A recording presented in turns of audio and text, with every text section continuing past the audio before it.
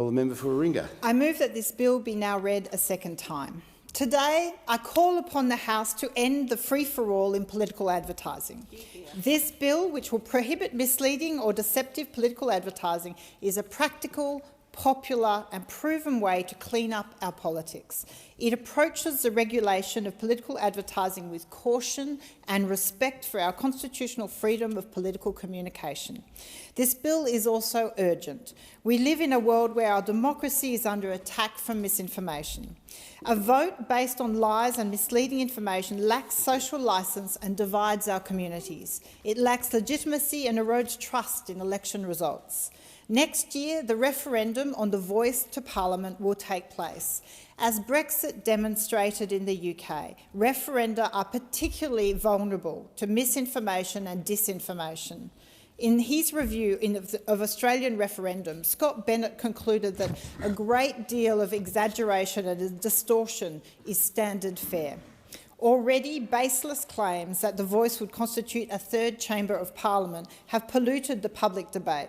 For this reason, Professors Gabriel Appleby and Lisa Hill recently recommended enacting the truth in political advertising laws to protect the legitimacy of the referendum.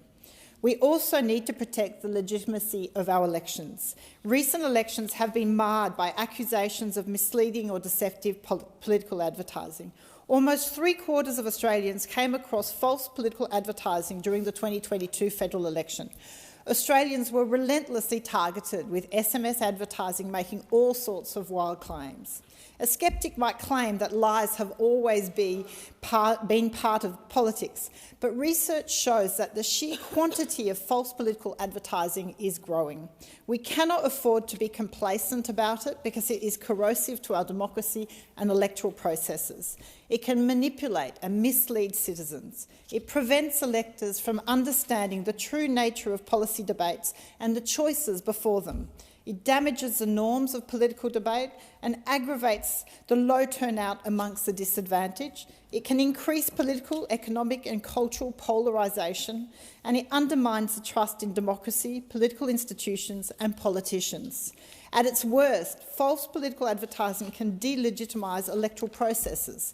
It stokes populist or extremist sentiment, and it threatens the peaceful transfer of power. And it can lead to social instability and civil unrest, as was seen on the January 6th insurrection at the United States Capitol vividly. It showed so vividly. 9 in 10 Australians want truth in political advertising laws legislated before the next election, according to the nationally representative polling of the Australian Institute. Support for legal reform is extremely strong across the political spectrum. Coalition, Labor, Greens, One Nation and independent voters all want greater accountability for politicians who mislead the public in search of votes. Support for legal reform is also strong amongst Australia's leading and policy minds and legal minds. Last year, 39 prominent Australian political leaders, judges, academics and community leaders, from Sally McNamara to Dr John Hewson, Geoffrey Watson, Professor Lisa Hill, signed an open letter for truth in political advertising laws. This bill legislates a commitment to truth-telling. It does so by regulating misleading and deceptive political advertising matter in a way that is effective, constitutionally sound, timely and enforceable, without chilling political speech or producing other unwanted consequences. In so doing, the bill fills a legislative gap and vulnerability in Australia's electoral law. Our existing federal protections against misleading or deceptive political advertising are simply not up to the job. Australians in business and commerce are regulated. The Commonwealth Competition and Consumer Act regulates against misleading and deceptive advertising in trade and commerce.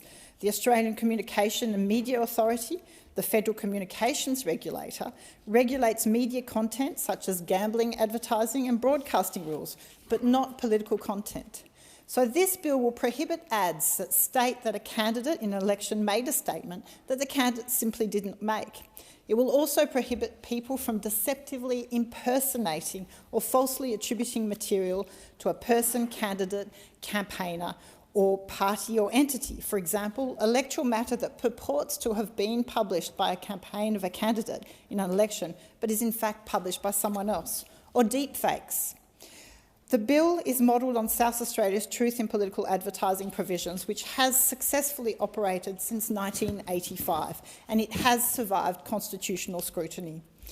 Any legal remedy to address misinformation and disinformation must not violate the implied freedom of political communication guaranteed under the Australian Constitution.